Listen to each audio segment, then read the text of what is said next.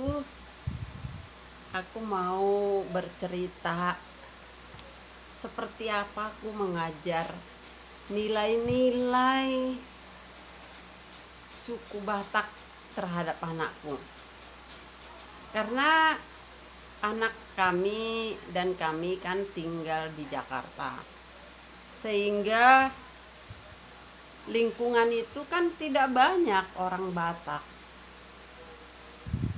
Untuk itu di rumah kita perlu mengajar anak-anak kita bagaimana nilai-nilai orang Batak yang ada hubungannya dengan firman Tuhan. Di dalam ajaran kekristenan bahwa orang Kristen itu tidak boleh cerai. Sehingga sebelum anak-anak belum kenal cowok atau belum berpacaran, perlu kita ajarkan anak-anak kita nilai-nilai yang kita anut sebagai orang tua. Kebetulan saya orang Batak, sehingga saya perlu mengajarkan kepada anak-anakku nilai-nilai yang dianut oleh suku Batak, yang kebetulan dan memang apa isi Alkitab itu sesuai dengan nilai-nilai yang dipakai oleh orang Batak. Orang Batak itu memang keras, suaranya keras, jiwanya keras, tapi ada ikatan yang kuat di dalam suku orang Batak. Ikatan keluarga itu sangat-sangat luar biasa yang saya lihat dari ikatan kekeluargaan itu sangat kuat, mengikat bahwa keluarga itu tidak boleh cerai. Dalam arti bahwa orang Batak yang notabene orang Kristen dilarang nikah saat dia masih punya suami atau masih punya status sebagai istri. Nggak boleh nikah 2 atau 3 kali. Ini yang perlu saya tanamkan kepada anak-anak saya, sehingga dia paham sebelum dia menikah besok-besok. Jadi sudah saya tanamkan sebelum dia nikah, agar dia paham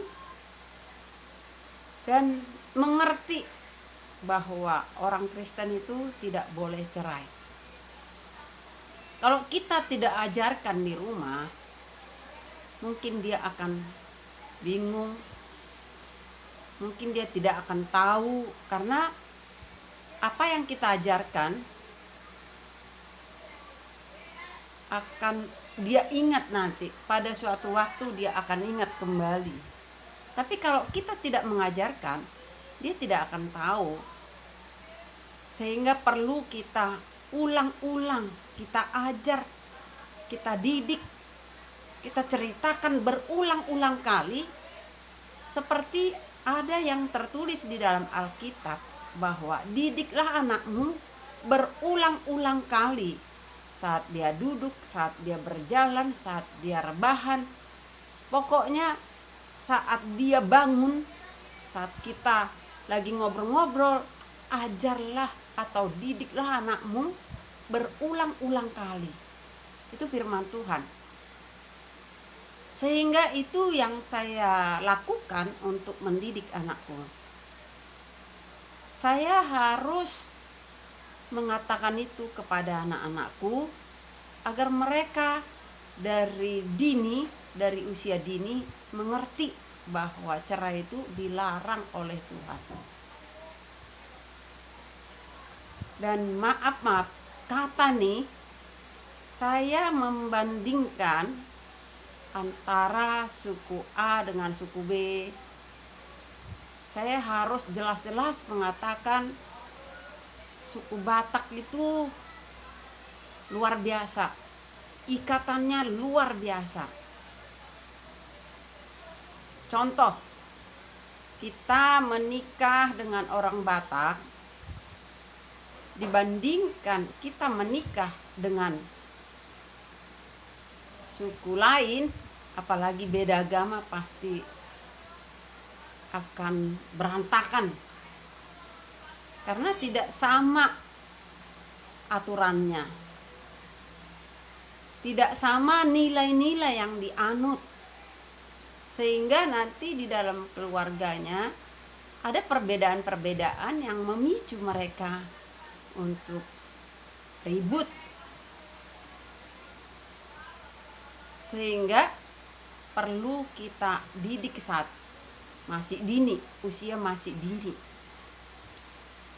Saya menceritakan aja seperti ini, fakta yang saya lihat dan memang benar-benar banyak terjadi yang saya lihat.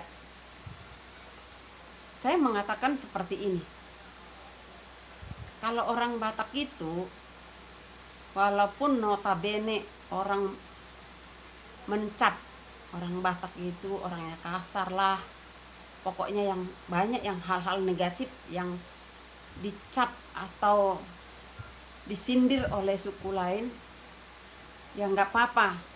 Tapi nilai-nilai yang diterapkan oleh orang Batak itu luar biasa. Contoh, kalau dia menikah, dia punya marga, suami punya marga, kita pun istri punya marga.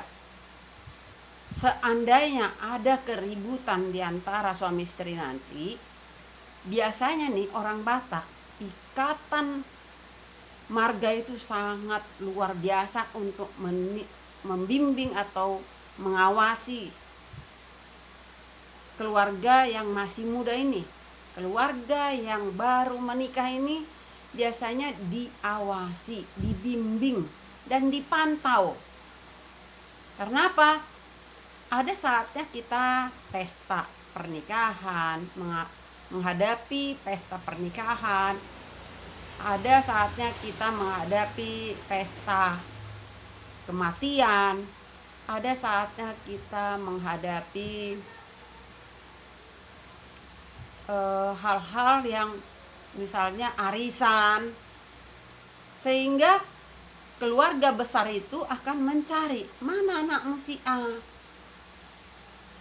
Dia akan mencari. Kalau tahun baru misalnya kita ketemu, kita ngumpul dengan satu marga, dengan satu opung, satu keturunan, pasti di situ dicari mana yang anakmu yang satu lagi, mana suaminya. Pasti itu akan dicari. Tidak ada yang cuek terhadap keluarga itu sendiri, pasti dicari. Kalau menghadapi pesta pernikahan juga pasti dicari mana anakmu si anu, mana mantunya. Sehingga seandainya ada di antara kedua itu ada percekcokan, atau katakanlah suaminya tidak mau kerja, malas-malasan, atau main perempuan, atau suka KDRT, pokoknya ada hal-hal yang membuat mereka misalkan pisah ranjang, atau seperti apa, suka-suka suaminya terhadap istrinya, atau sebaliknya istrinya tidak bisa dibina. Nanti saat mereka mau misalkan mengambil keputusan sendiri mau cerai, dia tidak bisa sembarangan cerai. Karena apa? Keluarga besar itu akan mencari di mana anakmu si anu, di mana mantumu. nanti di sana akan kedengaran. Seandainya mereka mendengar kedua suami istri ini, kedua pasangan ini ada keributan atau ada percekcokan, biasanya nih keluarga besar itu akan datang, akan care, akan mempertanyakan, ada apa keluargamu, seperti apa, coba ceritakan. Nah, dari situ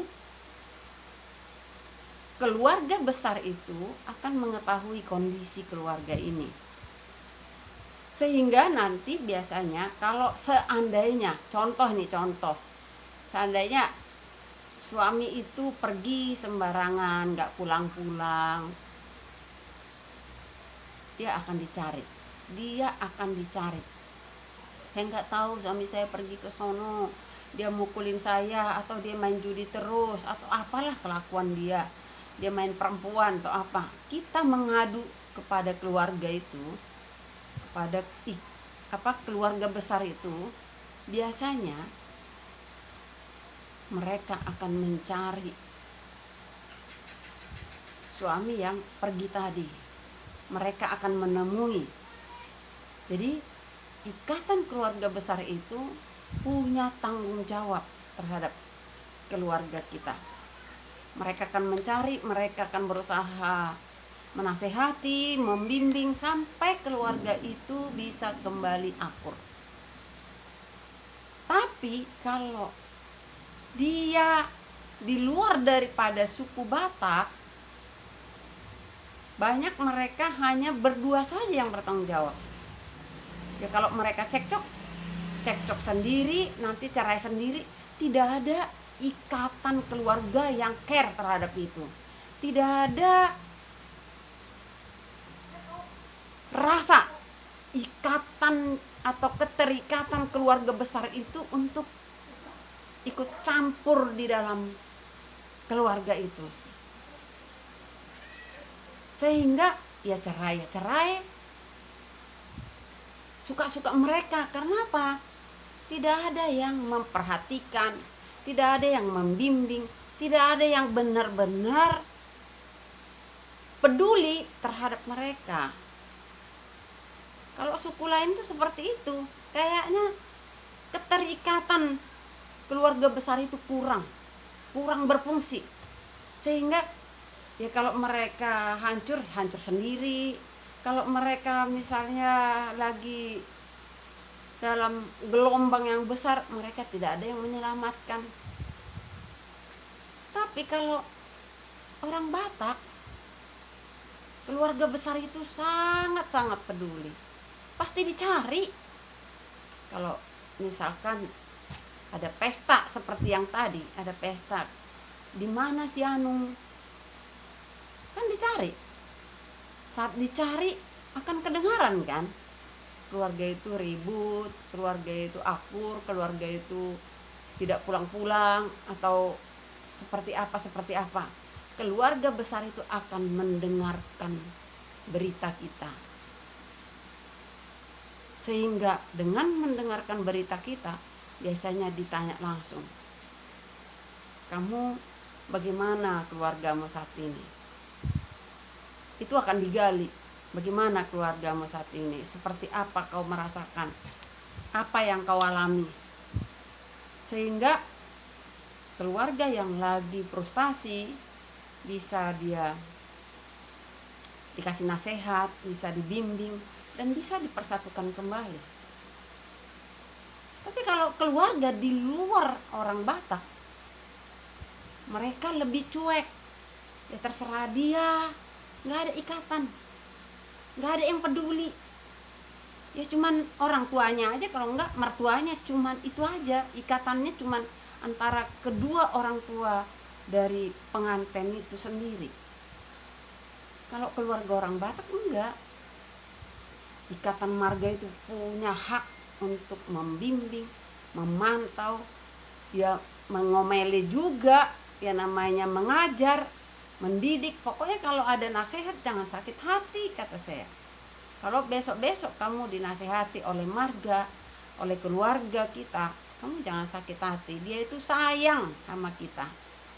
Jadi dia untuk membentuk kita menjadi benar, membuat kita menjadi lurus. Karena kalau ada yang peduli seperti itu, biasanya mereka memperhatikan, mereka akan memperbaiki. Kok keluarga yang si A ini cekcok, bagaimana ancang-ancang kita untuk menemui dia? Seperti apa? Seperti apa sebenarnya? Bisa ditabok kalau memang perlu ditabok, bisa dinasehati, bisa dibimbing, pokoknya diberi sadar biasanya. Tapi kalau dia tidak mau sadar lagi, itu udah tanggung jawab pribadi dia. Tapi biasanya ikatan marga itu sangat peduli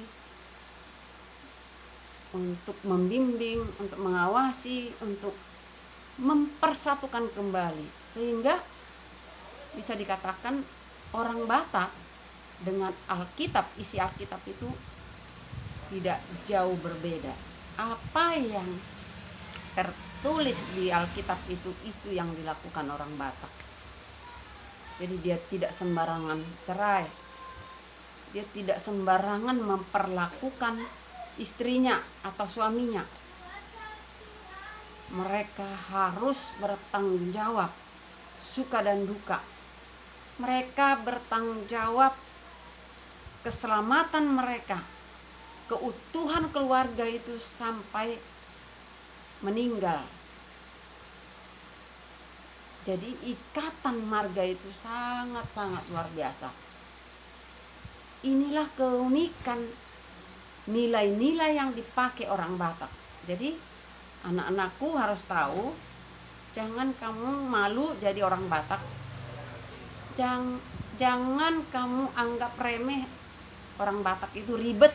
Ya ribet sih ribet, adatnya ribet, tapi justru keribetannya itu yang mengikat kekeluargaan itu, sehingga kita tidak sembarangan cerai, sehingga kita patuh kepada perintah Tuhan, tidak boleh cerai. Jadi harus kau pahami nilai-nilai yang dianut oleh orang Batak. Makanya kalau dia nikah kepada suku lain yang tidak punya marga, dia akan diberikan marga. Karena apa? Biar ada ikatan keluarga besar. Jadi kamu harus paham itu, kamu harus tahu di mana keunikannya. Kamu harus tahu kalau orang Batak itu benar-benar kuat dan dilakukan sesuai dengan firman Tuhan. Keluarga orang Batak itu tidak membiarkan orang jatuh ke jurang. Kalau keluarga itu jatuh, mereka akan mengangkat kembali, akan membimbing, akan memperbaiki sehingga keluarga itu tetap utuh. Tidak boleh asal meninggalkan anaknya karena suami istri ribut misalnya. Tidak boleh mereka sembarangan cerai. Tidak boleh sembarangan membuang anaknya. Walaupun ada yang kedengaran seperti itu. Kalau ada yang cerai, ada yang sembarangan sama suami atau sama istrinya, itu kan di luar ajaran Kristen.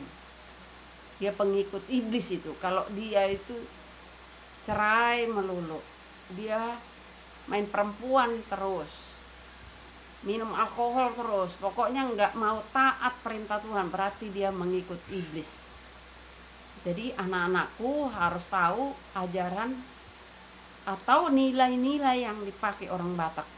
Banggalah sebagai orang Batak, karena mama bangga sebagai orang Batak.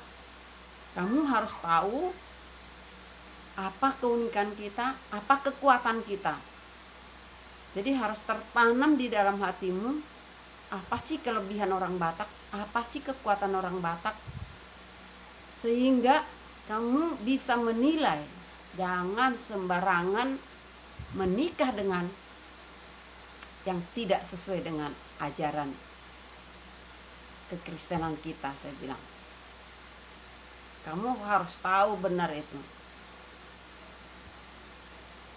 Makanya saya selalu berulang-ulang kali, jangan malu, jangan gengsi sebagai orang Batak. Gak boleh kamu menyingkirkan, aku bukan orang Batak, gengsi, aku gak mau ngaku orang Batak. Gak boleh begitu, karena orang Batak itu kuat, hebat, orang Batak itu unik, orang Batak itu benar-benar kesatuannya tinggi. Sehingga kalau ada yang menyerang orang Batak, dia itu bersatu, dia menyerang musuhnya. Ikatan orang Batak itu sangat luar biasa. Jadi apa yang dituliskan di dalam Alkitab itu, itulah yang dipakai oleh orang Batak. Dia selalu mengajarkan kepada anak-anaknya. Dia selalu mendidik anak-anaknya untuk hal-hal tidak boleh cerai. Sehingga anak-anak itu nanti tumbuh dan mencintai sukunya. Kalau kita tidak mengajarkan, dia akan tidak mengerti. Kalau dia tidak mengerti, berarti kesalahan orang tua. Jadi kita ajarkan berulang-ulang kali pemahamannya, nilai-nilai yang kita anut harus kita ajarkan anak-anak kita. Sehingga dia akan memikirkan itu, pola pikirnya kita berikan terus sehingga dia mengerti. Walaupun nasib kita tidak tahu ya, nasib itu tidak tahu akan seperti apa ke depan. Yang penting hari ini kita melakukan yang terbaik untuk anak kita. Kita akan mendidik anak-anak kita. Kalau kita tidak mengajarkan kepada anak-anak kita, sementara lingkungan kita tidak ada yang dilihatnya seperti yang di kampung sana, yang dominan semua orang Batak, dia kan tidak akan mendapatkan pelajaran itu. Tapi kalau kita tinggal di Sumatera Utara, semua lingkungan kan orang Batak, dia bisa belajar dari lingkungan. Tapi kalau kita tinggal di Jakarta, di lingkungan kita tidak ada orang Batak, dia kan jarang melihat seperti apa khusus orang Batak itu. Dia tidak melihat sampai sedetil kalau kita tinggal di Sumatera Utara. Jadi kalau kita tinggal di perantauan yang bercampur dengan suku-suku lain, harus kita ajarkan berulang-ulang kali. Harus dibawa sekali-sekali ke pesta biar dia mengerti. Tapi kalau dia tidak mau lagi dibawa ke pesta, pesta pernikahan, pesta kematian, atau pesta apalah, atau arisan gitu, kalau dia tidak mau lagi, berarti kita di rumah harus lebih intensif mengajarkannya. Begitulah teman-teman. Itulah yang saya ajarkan kepada anak-anakku agar mereka paham bagaimana nilai-nilai suku orang Batak yang ada hubungannya dengan firman Tuhan yang tertulis di Alkitab. Tidak boleh cerai. Jadi kita ajarkan dari awal seperti apa dia. Tidak boleh lari dari ajaran agama Kristen. Begitulah teman-teman. Semoga apa yang kita perbuat kepada anak-anak kita berbuah. Hanya doa yang kita minta kepada Tuhan. Yang penting kita sudah melakukan tanggung jawab kita sebagai orang tua. Dan saya yakin juga semua orang Batak atau semua suku mengajarkan nilai-nilai yang dikandung oleh masing-masing. Tapi karena saya orang Batak, saya harus mengajarkan nilai-nilai yang dipakai oleh orang Batak dan sesuai dengan firman Tuhan. Kalaupun di luar sana ada yang melanggarnya, berarti dia tidak tahu ajaran agama Kristen. Dia tidak memahami seperti apa ajaran yang diberikan oleh Yesus Kristus.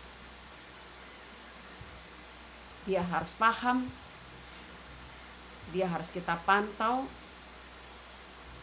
dia harus memahami apapun yang kita ajarkan itu.